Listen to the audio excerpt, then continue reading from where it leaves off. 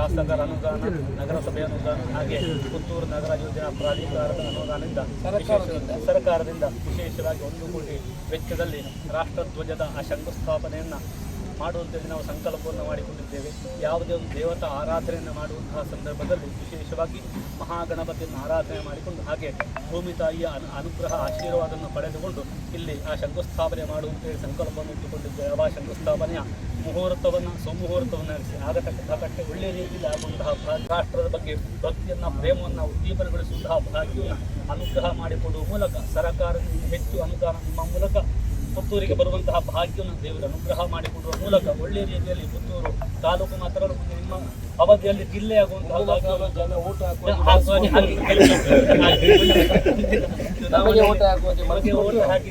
ಮಂತ್ರಿಯಾಗಿ ಬಂದು ಆ ದೇವರ ಸೇವೆ ಮಾಡುವಂತಹ ಭಾಗ್ಯವನ್ನು ಆ ದೇವರ ಅನುಗ್ರಹ ಮಾಡಿಕೊಟ್ಟು ಇನ್ನು ಮುಂದೆ ಹೆಚ್ಚು ಹೆಚ್ಚು ಕೆಲಸ ಕಾರ್ಯ ನಿಮ್ಮ ಮೂಲಕ ಆಗುವಂತಹ ಭಾಗ್ಯವನ್ನು ಆ ದೇವರ ಅನುಗ್ರಹ ಮಾಡಿಕೊಟ್ಟು ನಾವೆಲ್ಲರೂ ಮಾಡಿಕೊಂಡು ಬರುವಂತಹ ಉದ್ಯೋಗ ವ್ಯವಹಾರ ಕ್ಷೇತ್ರದಲ್ಲಿ ಎಲ್ಲರ ಮನೆಯಲ್ಲಿ ಸುಖ ಶಾಂತಿ ನೆಮ್ಮದಿಯನ್ನು ಅನುಗ್ರಹ ಮಾಡಿಕೊಟ್ಟು ಆ ಮುಹೂರ್ತವನ್ನು ಸುಮುಹೂರ್ತವಾಗಿಸಿ ಒಳ್ಳೆಯ ರೀತಿಯಲ್ಲಿ ಆ ಕೆಲಸ ಕಾರ್ಯ ಆಗುವಂತಹ ಭಾಗ್ಯವನ್ನು ನಮಗೆಲ್ಲರಿಗೂ ಆ ಮಹಾಲಿಂಗೇಶ್ವರ ಅನುಗ್ರಹ ಮಾಡಿಕೊಡಬೇಕು ಅಂತೇಳಿ ನಾವೆಲ್ಲರೂ ತಗೊಂಡು ಮಾಡುವಂತಹ ಭಕ್ತವರ್ಗ ಪ್ರಾರ್ಥನೆ. ಒಂದು ಬೃಹತ್ ಧ್ವಜಸ್ತಂಭದ ನಿರ್ಮಾಣವನ್ನು ಮಾಡಬೇಕು ಅನ್ನುವುದು ಅದು ನಮ್ಮ ಪುತ್ತೂರಿನ ಶಾಸಕರಾದಂತಹ ಅಶೋಕ್ ಕುಮಾರ್ ರೈ ಅವರ ಕನಸು. ಈ ಕನಸನ್ನು ಅವರು ಹೊತ್ತುಕೊಂಡು 3 ಸಂಸ್ಥೆಗಳನ್ನು ಜೊತೆ ಮಾಡಿಕೊಂಡು, ಒಂದು ಶಾಸಕರ ನಿಧಿ ಅಂದರೆ ಅದು ಸರ್ಕಾರ, ಅದು ಎಲ್ಲವೂ ಸರ್ಕಾರವೇ, ಅದು ನಗರ ಸಭೆ ಮತ್ತು ಪುತ್ತೂರು ನಗರ ಯೋಜನಾ ಪ್ರಾಧಿಕಾರ, ಈ 3 ಜೊತೆ ಸೇರಿಕೊಂಡು ಅವರನ್ನೆಲ್ಲ ಸಮ್ಮಿಲನಗೊಳಿಸಿ ಅವರ ಈ 3ರ ಅನುದಾನದಲ್ಲಿ ಒಂದು ಬೃಹತ್ ಧ್ವಜವನ್ನು ನಿರ್ಮಾಣ ಮಾಡುವಂತಹ ಧ್ವಜಸ್ತಂಭವನ್ನು ನಿರ್ಮಾಣ ಮಾಡುವಂತಹ ಕಾಯಕಲ್ಪಕ್ಕೆ ಅವರು ಶಾಸಕರಾದ ಕೆಲವೇ ದಿನಗಳಲ್ಲಿ ಅವರು ಕೈ ಹಾಕಿದ್ದಾರೆ. ಸ್ನೇಹಿತರೆ, ಈ 3 ಸಂಸ್ಥೆಗಳು ಸೇರಿಕೊಂಡು ಮಾಡುವಂತಹ ಈ ಧ್ವಜಸ್ತಂಭದ ಎತ್ತರ ಈಗಾಗಲೇ ಉಲ್ಲೇಖ ಆದ ಹಾಗೆ ಸುಮಾರು 80 ಮೀಟರ್, ಅಂದರೆ ಸುಮಾರು 264 ಫೀಟ್ಗಳಷ್ಟು ಎತ್ತರ ಇದು ಆಗ್ತದೆ. ಇದರ ತುತ್ತ ತುದಿಯಲ್ಲಿ ಭಾರತದ ತ್ರಿವರ್ಣ ಧ್ವಜ ಸುಮಾರು 60 × 40 ಅಂದರೆ 240 2400 ಸ್ಕ್ವೇರ್ ಫೀಟ್ ಉದ್ದದ ವಿಸ್ತೀರ್ಣದ, ಅಂದರೆ ಸಾಮಾನ್ಯ ಒಂದು ದೊಡ್ಡ ಫ್ಲ್ಯಾಟ್ ಇದೆಯಲ್ಲ ಆ ಫ್ಲ್ಯಾಟಿನ ಅಷ್ಟು ವಿಸ್ತೀರ್ಣದ ಒಂದು ತ್ರಿವರ್ಣ ಧ್ವಜ ಇದರ ಮೇಲೆ ಹಾರಾಡಲಿಕ್ಕಿದೆ. ಎಲ್ಲರಿಗೂ ದೇಶಾಭಿಮಾನವನ್ನು ಪ್ರೇರೇಪಣೆ ಮಾಡುವಂತಹ, ಜನರನ್ನು ರೋಮಾಂಚನಗೊಳಿಸಬಲ್ಲಂತಹ, ಸದಾಕಾಲ ನಮ್ಮ ದೇಶದ ಭಕ್ತಿಯನ್ನು ಇಲ್ಲಿ ನಮ್ಮಲ್ಲಿ ಸ್ಫುರಿಸತಕ್ಕಂತಹ ಈ ರಾಷ್ಟ್ರಧ್ವಜ ನಿರ್ಮಾಣ ಇದು ಕೇವಲ ನಮಗೆ ಮಾತ್ರ ಅಲ್ಲ, ಇಡೀ ಪುತ್ತೂರೇ ಒಂದು ಹೆಮ್ಮೆ ಪಡುವಂತಹ ಒಂದು ರಾಷ್ಟ್ರ ಸ್ತಂಭ, ರಾಷ್ಟ್ರಧ್ವಜ ಇದು. ಬಂಧುಗಳೇ, ಈ ಮೂಲಕ ಇಲ್ಲಿ ಸ್ಥಾಪನೆ ಆಗುವುದರ ಮೂಲಕ ಈ ರಾಷ್ಟ್ರಧ್ವಜ ಇಡೀ ಪುತ್ತೂರಿಗೆ ದೇಶ ಪ್ರೇಮವನ್ನು ಪ್ರೇರೇಪಿಸಿರಲಿ, ದೇಶದಲ್ಲಿ ಈ ನಾಡಿಗೆ ಇದು ಮತ್ತೆ ಮತ್ತೆ ದೇಶದ ಬಗೆಗಿನ ಪ್ರೀತಿಯನ್ನು ಸಾರ್ತಾ ಇರಲಿ ಅಂತ ನಾನು ಆಶಿಸ್ತೇನೆ. ಬಹುಶಃ 1999ರಲ್ಲಿ ಸ್ಥಾಪನೆಯಾದ ನಮ್ಮ ನಗರ ಯೋಜನಾ ಪ್ರಾಧಿಕಾರ ಈ ಹೆಮ್ಮೆಯ ಈ ಪ್ರಾಜೆಕ್ಟ್ನಲ್ಲಿ ಕೈ ಜೋಡಿಸಲಿಕ್ಕೆ ನಮಗೆ ಕೂಡ ಹೆಮ್ಮೆ ಆಗ್ತದೆ, ನಮಗೆ ಕೂಡ ಅಭಿಮಾನ ಉಂಟಾಗ್ತದೆ. 1999ರಲ್ಲಿ ಇಲ್ಲಿ ಸ್ಥಾಪನೆಯಾದ ನಗರ ಯೋಜನಾ ಪ್ರಾಧಿಕಾರ ಅದರ ಪ್ರಥಮ ಅಧ್ಯಕ್ಷರಾಗಿ ಮಹಮ್ಮದ್ ಹಟ್ಟ ಅವರು ಇಲ್ಲಿ ಸೇವೆಯನ್ನು ಸಲ್ಲಿಸಿದರು. ಅವರು ಅಧ್ಯಕ್ಷರಾದ ನಂತರ ಅಥವಾ 99ರಲ್ಲಿ ಇದು ಸ್ಥಾಪನೆಯಾದ ನಂತರ ಈ ನಗರ ಯೋಜನಾ ಪ್ರಾಧಿಕಾರದಲ್ಲಿ ಶೇಖರಣೆಯಾದಂತಹ 10 ರೂಪಾಯಿ, 20 ರೂಪಾಯಿ, 100 ರೂಪಾಯಿ ಈ ಎಲ್ಲ ಹಣ ಶೇಖರಣೆ ಆಗಿ ಒಂದು ದೊಡ್ಡ ಮೊತ್ತ ಇವತ್ತು ನಮ್ಮ ನಗರ ಯೋಜನಾ ಪ್ರಾಧಿಕಾರದಲ್ಲಿ ಇದೆ. ಅದನ್ನು ಬಳಸುವಂತಹ ಸುವರ್ಣ ಅವಕಾಶ ಈಗ ನಮ್ಮ ಪಾಲಿಗೆ ಬಂದಿದೆ. ಮುಂದಿನವರು ನಾನು ಹಾಗೆ ಹೇಳುವುದಿಲ್ಲ,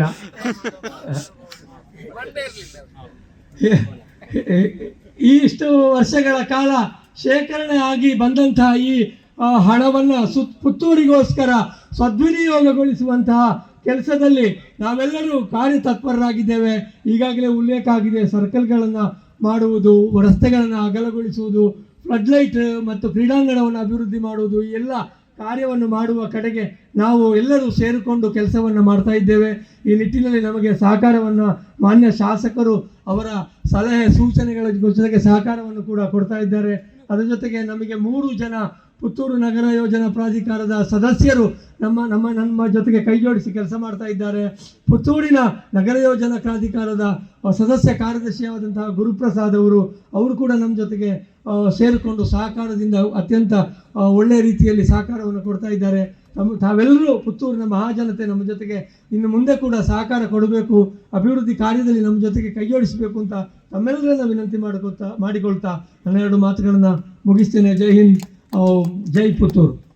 ಪುತ್ತೂರಿನಲ್ಲಿ ಒಂದು ಇತಿಹಾಸ ಪುಟಗಳಲ್ಲಿ ಬರೆಯುವಂಥ ಎಲ್ಲ ಯೋಜನೆಗಳಲ್ಲಿ ಇವತ್ತು ರಾಷ್ಟ್ರಧ್ವಜ ಮತ್ತು ಅದರ ಸ್ತಂಭ ಹಾಕುವಂಥ ಈ ಒಂದು ಯೋಜನೆ ಕೂಡ ಪುತ್ತೂರಿನ ಇತಿಹಾಸದ ಪುಟಗಳಲ್ಲಿ ಬರೆಯುವಂಥ ಒಂದು ಕೆಲಸ ಅಂತ ಹೇಳಲಿಕ್ಕೆ ನಾನು ಅತ್ಯಂತ ಸಂತೋಷದಿಂದ ಹೇಳ್ತೇನೆ. ಯಾವಾಗಲೂ ನಾವು ಹೇಳ್ತೀವಿ ಅದು ಬೆಂಚ್ ಮಾರ್ಕ್ ಆಗಬೇಕು, ಕೆಲಸ ಮಾಡೋದು ಬೆಂಚ್ ಮಾರ್ಕ್ ಆಡಬೇಕು. ಈ ಸ್ತಂಭ ಇನ್ನು 100 ವರ್ಷ ನಿಲ್ತದೆ, 90 ವರ್ಷ ಇದಕ್ಕೆ ಬಾಳಿಕೆ.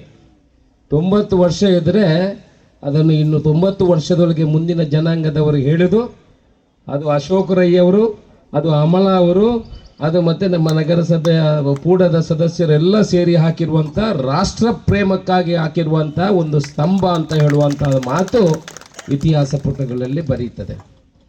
ನಾನು ಶಾಸಕನಾದ ಒಂದು ತಿಂಗಳಲ್ಲಿ ಕನಸನ್ನು ಕಾಣ್ತಾ ಇದ್ದೆ. ನೀವೆಲ್ಲ ಕಡೆ ಇಂಥ ಧ್ವಜಗಳನ್ನು ನೋಡಿರ್ಬೋದು, ಏರ್ಪೋರ್ಟಲ್ಲಿ ನೋಡಿರ್ಬೋದು, ಡಿಸ್ಟಿಕ್ ಹೆಡ್ ಕ್ವಾರ್ಟರ್ಸಲ್ಲಿ ನೋಡಿರ್ಬೋದು. ಆದರೆ ಇಡೀ ಕರ್ನಾಟಕ ರಾಜ್ಯದಲ್ಲಿ ಮೊದಲಿಗೆ ತಾಲೂಕು ಮಟ್ಟದಲ್ಲಿ ಒಂದು ಧ್ವಜಸ್ತಂಭ ಹಾಕಿದೆ ಅಂತ ಹೇಳಿದ್ರೆ ಅದು ಪುತ್ತೂರು ಅಂತ ಹೇಳಲಿಕ್ಕೆ ನಾನು ಅತ್ಯಂತ ಸಂತೋಷದಿಂದ ಹೇಳ್ತೇನೆ. ನಾವು ಮೈಕಲ್ಲಿ ಭಾಷಣ ಕೊಡ್ತೀವಿ, ಈ ದೇಶ ಪ್ರೇಮದ ಬಗ್ಗೆ ನಮ್ಮ ಭಾಷಣ ಹೇಗಿರ್ತದೆ, ಅಯ್ಯೋ ಅದನ್ನು ಕೇಳಿದರೆ ನಮಗೆ ಚಪ್ಪಾಳೆ ತಟ್ಟುವಂತ ಆಗ್ತದೆ, ಹೊಡಿರಿ 2 ಚಪ್ಪಾಳೆ ಅಂತ ಆಗ್ತದೆ. ಅದೇ ನಾವು ಮಾಡೋದೇನು, 18 ಕೋಟಿ ರೂಪಾಯಿ ಪೂಡದಲ್ಲಿ ಇದ್ದು ಇವತ್ತಿಗೆ 18 ವರ್ಷ ಆಯ್ತು. 18 ಕೊಟ್ಟಿದೆಯಲ್ಲ, 8 ಕೋಟಿ ರೂಪಾಯಿ ಇದ್ದು ಈಗ 18 ವರ್ಷ ಆಯ್ತು. ಬಳಸಲಿಕ್ಕೆ ಗೊತ್ತಿಲ್ಲ ಸ್ವಾಮಿ ನನಗೆ. ಬ್ಯಾಂಕ್ ಮ್ಯಾನೇಜರ್ ಮಜಾ ಮಾಡ್ತಾ ಇದ್ದಾರೆ, ಬ್ಯಾಂಕಲ್ಲಿ ಡೆಪಾಸಿಟ್ ಇಟ್ಟು 28 ವರ್ಷ ಆಯ್ತಾ, ಬಳಕೆ ಮಾಡ್ಲಿಕ್ಕೆ ಗೊತ್ತಿಲ್ಲ. ಬ್ಯಾಂಕಲ್ಲೇ ಇಟ್ಕೊಂಡಿದ್ದಾರೆ, ಭಾಷಣ ಮಾಡೋದು ಬಿಡುದು, ಭಾಷಣ ಮಾಡೋದು. ನಾವು ಯಾಕೆ ಈ ಕಂಬವನ್ನು ಇಲ್ಲಿ ಧ್ವಜಸ್ತಂಭವನ್ನು ಹಾಕ್ತೀವಿ ಅಂತ ಹೇಳಿದ್ರೆ, ಇದನ್ನು ನೋಡುವಾಗ ನಮ್ಮ ಮೈ ಜುಮ್ ಅಂತದೆ, ನಮ್ಮ ರೋಮಗಳಲ್ಲಿ ಕೂಡ ದೇಶ ಪ್ರೇಮದ ಬಗ್ಗೆ ಪ್ರೀತಿ ಹುಟ್ಟುವಂತಹ ಕೆಲಸಗಳು ಆಗ್ತದೆ. ನೀವು ನೋಡಿ ಇದು ಹೇಗೆ ಬರ್ತದೆ. ಸುಮಾರು 200, ಅಮ್ಮನವರು ಹೇಳಿದಾಗೆ 264 ಫೀಟ್ 80 ಮೀಟರ್ ಹೈಟ್ ಬರ್ತದೆ. ಆನಂತರ 60 × 40 2400 ಸ್ಕ್ವೇರ್ ಫೀಟಿನಷ್ಟು ಒಂದೊಂದು ಧ್ವಜ ಅದರ ಮೇಲೆ ಹಾಕುವಂಥದ್ದು, ಹಾರಾಡುವಂಥದ್ದು ಆಗ್ತದೆ. ಒಂದು ಧ್ವಜಕ್ಕೆ ಸುಮಾರು 40,000ದಿಂದ ಮೇಲೆ ಅದಕ್ಕೆ ದುಡ್ಡು ಇದೆ. ವರ್ಷಕ್ಕೆ 3 ಸಲ ಅದನ್ನು ಬದಲಾವಣೆ ಮಾಡಬೇಕಾಗ್ತದೆ. ವರ್ಷಕ್ಕೆ 3 ಸಲ ಅದನ್ನು ಬದಲಾವಣೆ, ಮಳೆಗಾಲದ ಕೂಡಲೇ ಮಾಡಬೇಕು, ಬೇಸಿಗೆ ಕಾಲದಲ್ಲಿ 2 ಸಲ ಅದನ್ನು ಮಾಡದಿದ್ದರೆ ಅದು ಹಾಳಾಗ್ತದೆ. ಅಂದರೆ 1,20,000 ರೂಪಾಯಿ ಪ್ರತಿ ವರ್ಷಕ್ಕೆ 1.5 ಲಕ್ಷ ರೂಪಾಯಿ ಅದಕ್ಕೆ ಮೇಂಟೆನೆನ್ಸ್ ಬೇಕು. ಅದನ್ನು ನಗರಸಭೆ ಮಾಡಬೇಕು, ಇಲ್ಲದ್ರೆ ಬೇರೆ ಯಾರು ಮಾಡೋದಿಲ್ಲ. ನಗರಸಭೆಯಿಂದ ಅದನ್ನು ಮಾಡುವಂಥ ಕೆಲಸವನ್ನು ಮಾಡ್ತೇವೆ. ಇವತ್ತು ಎಷ್ಟೋ ಜನ ಅಲ್ಲಿಂದ ಬರ್ತಾರೆ ದೇವಸ್ಥಾನಕ್ಕೆ. ಇದು ಇಲ್ಲಿ ಯಾಕೆ ಮಾಡಿದೆ ಅಂತ ಹೇಳಿದ್ರೆ, ಇಡೀ ಎಲ್ಲ ಜಾತಿ ಧರ್ಮದವರಿಗೂ ಕೂಡ ಅದು ಪ್ರೇರೇಪಣೆ ಸಿಗಬೇಕು. ನಾವು ಮೊದಲು ಬಿರ್ಮಲಗುಡ್ಡೆಯಲ್ಲಿ ಇದನ್ನು ಹಾಕಬೇಕು ಅಂತ ಕನಸು ಕಾಣ್ತಾ ಇದ್ವಿ. ಬಿರ್ಮಲಗುಡ್ಡೆಯಲ್ಲಿ ಇದನ್ನು ಹಾಕಿ ಅತ್ಯಂತ ಎತ್ತರದಲ್ಲಿ, ನಾವು ಯಾವಾಗಲೂ ಇಂಡಿಪೆಂಡೆಂಟ್ ದಿವಸಕ್ಕೆ ನಾವು ಹೇಳ್ತೇವೆ ನಮ್ಮ ರಾಷ್ಟ್ರಧ್ವಜ ಎತ್ತರಕ್ಕೆ ಹಾರಲಿ, ಇನ್ನೂ ಎತ್ತರಕ್ಕೆ ಹಾರಲಿ ಅಂತ. ನಮಗೆ ಇನ್ನೂ ಎತ್ತರದಕ್ಕೆ ಹಾರಿಸಿ ಬಿರ್ಮಲಗುಡ್ಡೆಯಲ್ಲಿ ಇದನ್ನು ಹಾಕಬೇಕಂತ ಇತ್ತು. ಆನಂತರ ಜನಸಾಮಾನ್ಯರ ಬೇಡಿಕೆ ಬಂತು, ಅಲ್ಲಿಂದ ಚಿಕ್ಕದಾಗಿ ಕಾಣಬಹುದು, ಮತ್ತು ಹತ್ತಿರದಿಂದ ಜನರಿಗೆ ನೋಡುವಂಥ ಅವಕಾಶ ಸಿಗುವುದಿಲ್ಲ. ಅದಕ್ಕಾಗಿ ಇಲ್ಲಿ ಮಾಡಿದರೆ ಉತ್ತಮ ಅನ್ನೋ ಒಂದು ಅಭಿಪ್ರಾಯ ವ್ಯಕ್ತಪಡಿಸುವ ಮುಖಾಂತರ ಅದನ್ನು ಇಲ್ಲಿ ಇವತ್ತು ಹಾಕುವಂಥ ಕೆಲಸ ಮಾಡಿದ್ದೇವೆ. ಇವತ್ತು ಇನ್ನಷ್ಟು ತಾಲೂಕು ವಿಧಾನಸಭಾ ಕ್ಷೇತ್ರದಿಂದ ಜನ ನೋಡ್ತಾ ಇದ್ದಾರೆ ಪುತ್ತೂರಿನ ಕಡೆಗೆ. ನನ್ನ 2-3 ಜನ ಬೇರೆ ಕಡೆಯಿಂದ ಕೇಳಿದರು, ನೀವು ಎಂಚ ಇನ್ನು ಪಾಡಿಯಾರಂತ ಏನಂಡೆ ಎಂಕ 1 ವರ್ಷ ಅಂದಿತ್ತೆ ಪಡಪೋಡಂಡ ಶಿಲಾನ್ಯಾಸ ಮಲ್ಪೇರ ಬಂಗೊಂಡು ಆತ ಸುಲಭ ಇಜ್ಜಿ ಅಧಿಕಾರಗಳನ್ನು ತಿರ್ಗದು ಬೆಂಡ್ ಮಾಡ್ತದೆ ನಗರಸಭೆ ಇದು ಪೂಡ ಎಲ್ಲ ಸೆಟ್ ಮಾಡಿ ಈಗ ಶಿಲಾನ್ಯಾಸದ ಟೆಂಡರ್ ಕೂಡ ಆಗಿದೆ. ಇನ್ನು 1 ತಿಂಗಳಲ್ಲಿ ಉದ್ಘಾಟನೆ ಎಲ್ಲ. ಇವರಿಗೆ ಎಷ್ಟು ಸಮಯ ಅವಕಾಶ? ಗಣರಾಜ್ಯೋತ್ಸವಕ್ಕೆ ಜನವರಿ, ಅದು ಬೆಸ್ಟ್. 1 ತಿಂಗಳ ಒಳಗಡೆ ಅದನ್ನೆಲ್ಲ ಮುಗಿಸಿ ಉದ್ಘಾಟನೆ ಕೂಡ ಮಾಡುವಂತಹ ಕೆಲಸವನ್ನು ಮಾಡ್ತೇವೆ. ಪೂಡದ ಬಗ್ಗೆ ಒಂದಷ್ಟು ವಿಚಾರಗಳನ್ನು ಹೇಳಬೇಕಾಗ್ತದೆ. ಪೂಡದಲ್ಲಿ ನಮ್ಮ ಅಧ್ಯಕ್ಷರು ಅಮಲ ಅವರು ಮತ್ತು ನಮ್ಮ ಲ್ಯಾನ್ಸಿ ಅವರು, ಅನ್ವರ್ ಕಾಸಿಮು, ನಿಹಾಲ್ ಶೆಟ್ಟಿ ಇವರೆಲ್ಲ ಸೇರಿ ಒಂದು ಒಳ್ಳೆಯ ಕೆಲಸವನ್ನು ಮಾಡ್ತಾ ಇದ್ದಾರೆ. ಇವತ್ತು ನಮ್ಮ ಬಳುವಾರಿನಲ್ಲಿ 1 ಕೋಟಿ ರೂಪಾಯಿಯಲ್ಲಿ ಇದನ್ನು ಸರ್ಕಲನ್ನು ಅಭಿವೃದ್ಧಿ ಮಾಡುವಂಥ ಒಳ್ಳೆ ಡಿಸೈನ್ಗಳನ್ನೆಲ್ಲ ಮಾಡಿದ್ದೀವಿ. ಅನಂತರ ದರ್ಬೆಯಲ್ಲಿ ಕೂಡ ಸುಮಾರು 70 ಫೀಟ್ ಎತ್ತರದ ಕ್ಲಾಕ್ ಟವರನ್ನು ಮಾಡುವಂಥ ಒಳ್ಳೆಯ ಕ್ಲಾಕ್ ಟವರ್. ನಿಮಗೆ ಈಗ ತೋರಿಸೋದಿಲ್ಲ ಅದು, ಯಾಕೆ ಅಂತ ಹೇಳಿದ್ರೆ ಅದಾದ ಮೇಲೆ ನಿಮಗೆ ಹೇಳ್ತೀವಿ. ಆ ರೀತಿಯ ಕ್ಲಾಕ್ ಟವರನ್ನು ಮಾಡುವಂಥ ಕೆಲಸ. ಅರುಣ ಥಿಯೇಟರ್ನ ಹತ್ತಿರ ಬರುವಾಗ ಅಲ್ಲಿ ರಸ್ತೆ ಸ್ವಲ್ಪ ಕಿರಿದಾಗಿದೆ, ಅವ್ರ ಹತ್ರ ಮಾತುಕತೆಯನ್ನು ಮಾಡಿ ಅಲ್ಲಿ ಸ್ವಲ್ಪ ದೊಡ್ಡದಾಗಿ ಅದನ್ನು ಮಾಡುವಂಥದ್ದು.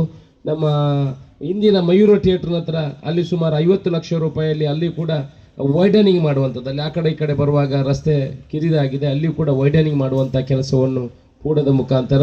ದೇವಸ್ಥಾನದ ಅದರಲ್ಲಿ ಎಲ್ಲದಕ್ಕೂ ಬಳಸಲಿಕ್ಕೆ ಆಗೋದಿಲ್ಲ, ಕೆಲವರು ಗ್ರಹಿಸ್ಬೋದು ದಾಯಿ ಬೇತಾಯ ಮಾಡೋದಿಲ್ಲ ಅಂದರೆ ಅದರಲ್ಲಿ ಈ ಹಣವನ್ನು ಬಳಸಲಿಕ್ಕೆ ಬೇರೆ ಬೇರೆ ಹೆಡ್ ಇದೆ, ಹೆಡ್ ಆಫ್ ದ ಅಕೌಂಟಲ್ಲಿ ಮಾತ್ರ ಬಳಸಬೇಕು.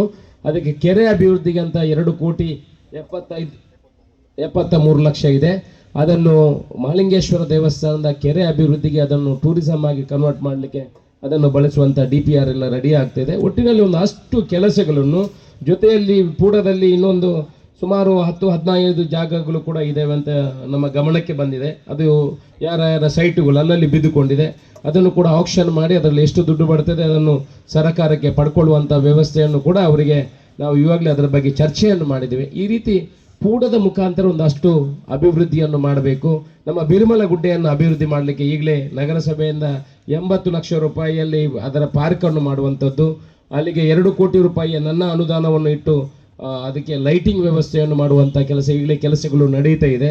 ಅಲ್ಲಿ ಅದನ್ನು ಇನ್ನಷ್ಟು ಒಂದು ಕನಸು ಇದೆ, ಸುಮಾರು 4-5 ಕೋಟಿ ರೂಪಾಯಿಯಲ್ಲಿ ಅದರಲ್ಲಿ ಒಳ್ಳೆಯ ಪಾರ್ಕನ್ನು ಮಾಡಬೇಕು ಬಿರುಮಲ ಗುಡ್ಡೆಯಲ್ಲಿ. ಮಂಗಳೂರಿನವರು ನಮ್ಮ ಪಾರ್ಕ್ ನೋಡಲಿಕ್ಕೆ ಬರಬೇಕು ಅಂತ ನಮಗೊಂದು ಕನಸಿದೆ. ಅಂಥ ಹೂವಿನ ತೋಟವನ್ನು ಅಲ್ಲಿ ಮಾಡಬೇಕು ಅಂತ. ನಾನು ಮೊನ್ನೆ ದುಬೈಗೆ ಹೋಗಿದ್ದೆ, ಅಲ್ಲಿ ಫಸ್ಟ್ ಕ್ಲಾಸ್ ಹೂವಿನ ತೋಟ, ದೇಶ ಎಲ್ಲೆಲ್ಲಿ ಯಾವ್ಯಾವ ದೇಶದಿಂದ ಒಂದು ಹೂವಿನ ತೋಟ ನೋಡಬೇಕು. ಇಲ್ಲಿ ಅಲ್ಲ, ಆ ಥರ ಮಾಡಿದರೆ ಒಂದು 100 ಕೋಟಿ ಬೇಕಾಗಿತ್ತು. ಅದು ದುಬೈರ್ ಬರೋದ ತಕ್ಕ ಮಟ್ಟಿಗೆ ನಮ್ಮ ಪುತ್ತೂರಿನವರು ಮತ್ತು ಮಂಗಳೂರಿನವ್ರು ಬಂದರೆ ಸಾಕು, ಮತ್ತೆ ದುಬೈರ್ನ ಕರೆಯುವ. ನಾವು ಇಲ್ಲಿ ಕದ್ದು ತಗೊಂಡು ಏನು ಮಾಡೋದು? ದುಬೈಯಲ್ಲಿ ಹೂವಿನ ಗಿಡ ನಟ್ರೆ ಅಲ್ಲೇ ಇರ್ತದೆ, ಇಲ್ಲಿ ಗಿಡ ನಟ್ರೆ ಕದ್ದು ತಗೊಂಡು ಹೋಗ್ತಾರಲ್ಲ, ಅದಕ್ಕೇನು ಬೇಕಲ್ಲ ವ್ಯವಸ್ಥೆಗಳು. ಹಾಗೆ ಒಂದು ಹಂತದಲ್ಲಿ ಅಲ್ಲಿ ಹೂವಿನ ತೋಟವನ್ನು ಮತ್ತೆ ಮಕ್ಕಳಿಗೆ ಬೇಕಾಗುವಂಥ ವ್ಯವಸ್ಥೆಗಳನ್ನೆಲ್ಲ ಮಾಡಿದರೆ ಅಭಿವೃದ್ಧಿ ಆಗ್ತದೆ ಅಂತ ನಮ್ಮ ಅನಿಸಿಕೆ. ಅದಕ್ಕೆಲ್ಲ ನಿಮ್ಮ ಸಹಕಾರಗಳು ಬೇಕು. ಇವತ್ತು ಬೆಳಿಗ್ಗೆ 6 ಗಂಟೆಗೆ ನಾವು 6:15 ಗಂಟೆಗೆ ನಮ್ಮ ಮೆಡಿಕಲ್ ಕಾಲೇಜಿನ ಎಲ್ಲ ತಜ್ಞರ ತಂಡ ಬಂದಿತ್ತು. ಜಾಗವನ್ನು ನಿಗದಿ ಮಾಡುವಂಥ ಕೆಲಸವನ್ನು ಮಾಡಿದ್ವಿ. 300 ಬೆಡ್ಡಿನ ಆಸ್ಪತ್ರೆ ಎಲ್ಲಿ ಮಾಡಬೇಕು, ರಸ್ತೆಗಳು ಎಲ್ಲಿ ಮಾಡಬೇಕು, ಅದಕ್ಕೆ DPR ಮಾಡಲಿಕ್ಕೆ ಫುಲ್ಲು ತಂಡದ ಬಂದು ಇನ್ನು 15 ದಿವಸದಲ್ಲಿ ಬಹುಶಃ ಜನವರಿ 15 ತಾರೀಕಿಗೆ ಮುಖ್ಯಮಂತ್ರಿಯವರು ನಮ್ಮ ಪುತ್ತೂರಿಗೆ ಬರ್ತಾರೆ. ಆಗ ಕೋರ್ಟ್ ಉದ್ಘಾಟನೆಗೆ ಬರುವಂಥ ವ್ಯವಸ್ಥೆ ಇರುತ್ತೆ. ಅದರ ಜೊತೆಯಲ್ಲಿ 300 ಬೆಡ್ಡಿನ ಆಸ್ಪತ್ರೆಗೂ ಕೂಡ ಶಿಲಾನ್ಯಾಸವನ್ನು ಮಾಡಬೇಕು ಅಂತ ನಮ್ಮ ಕನಸು ಇದೆ. ಅದನ್ನು ಕೂಡ ಮಾಡುವಂಥ ಕೆಲಸವನ್ನು ಮಾಡ್ತೇವೆ. 9.5 ಕೋಟಿಗೆ ಗ್ರೌಂಡಿಗೆ ಟೆಂಡರ್ ಆಗಿದೆ ನಮ್ಮ ಮುಂಡೂರಲ್ಲಿ, ಅದನ್ನು ಕೂಡ ಶಿಲಾನ್ಯಾಸವನ್ನು ಮಾಡುವ ಕೆಲಸ ಮಾಡ್ತೇವೆ. ಆನಂತರ 9 ಕೋಟಿ ರೂಪಾಯಿಗೆ ನಮ್ಮ RTO ಟ್ರ್ಯಾಕದು ಟೆಂಡರ್ ಆಗಿದೆ, ಅದನ್ನು ಕೂಡ ಶಿಲಾನ್ಯಾಸವನ್ನು ಮಾಡುವಂಥ ಕೆಲಸವನ್ನು ಮಾಡ್ತೀವಿ. 22.5 ಕೋಟಿ ರೂಪಾಯಿಗೆ ಹಾಸ್ಟೆಲ್ದು ನಮ್ಮ ಬಜೆಟೂರಲ್ಲಾಗಿದೆ, ಟೆಂಡರ್ ಆಗಿದೆ, ಫೈನಲ್ ಆಗಿದೆ. ಇನ್ನು ಪೂರ್ತಿ ಇಷ್ಟು ವರ್ಷ ಅನುದಾನಗಳು ಬಂತು, ಇನ್ನೆಲ್ಲ ಅದು ಇಂಪ್ಲಿಮೆಂಟೇಷನ್ ಮಾಡಿ ಜನರಿಗೆ ತೋರಿಸುವಂಥ ಕೆಲಸವನ್ನು ನಾವೆಲ್ಲ ಮಾಡಬೇಕು. ಆ ರೀತಿ ಮಹಾಲಿಂಗೇಶ್ವರ ದೇವಸ್ಥಾನದ ಜೀರ್ಣೋದ್ಧಾರದ ಕೆಲಸವನ್ನು ಕೂಡ ಆರಂಭ ಮಾಡುವಂಥ ಕೆಲಸವು ಈಗ ಒಂದೇ ಒಂದು ಬಾಕಿ ಇರುವಂಥದ್ದು ಉಪ್ಪಿನಂಗಡಿದೊಂದು 352 ಕೋಟಿ ರೂಪಾಯಿದು ಮುಖ್ಯಮಂತ್ರಿಯವರ ಆದೇಶ ಆಗಲಿಕ್ಕೆ ಬಾಕಿ ಇದೆ. ಅದನ್ನಾದರೆ ಒಂದು ಹಂತಕ್ಕೆ ನಾವು ಹೇಳಿರುವಂಥ ಎಲ್ಲ ಕೆಲಸಗಳು ಆಗ್ತಾ ಇದೆ. ಪುತ್ತೂರಿಗೆ ಡ್ರೈನೇಜ್ ಸಿಸ್ಟಮ್ಗಳು ಆಗಬೇಕು ಅಂತ ನಮ್ಮ ಕನಸಿದೆ. ಯಾಕಂತ ಹೇಳಿದ್ರೆ ಎಷ್ಟು ನಗರ ನೀವು ಬೆಳಿಬೇಕಿದ್ರೂ ಡ್ರೈನೇಜ್ ಸಿಸ್ಟಮ್ ಇಲ್ಲದೆ ಒಂದು ನಗರ ಬೆಳೀಲಿಕ್ಕೆ ಸಾಧ್ಯ ಇಲ್ಲ. ವೇಸ್ಟ್ ಮ್ಯಾನೇಜ್ಮೆಂಟ್ ನಮಗೀಗಾದ್ರೆ ಅರ್ಥ ಆಗೋದಿಲ್ಲ, ಇದು ಏನು ವೇಸ್ಟ್ ಅಂತ ಕೇಳ್ಬೋದು.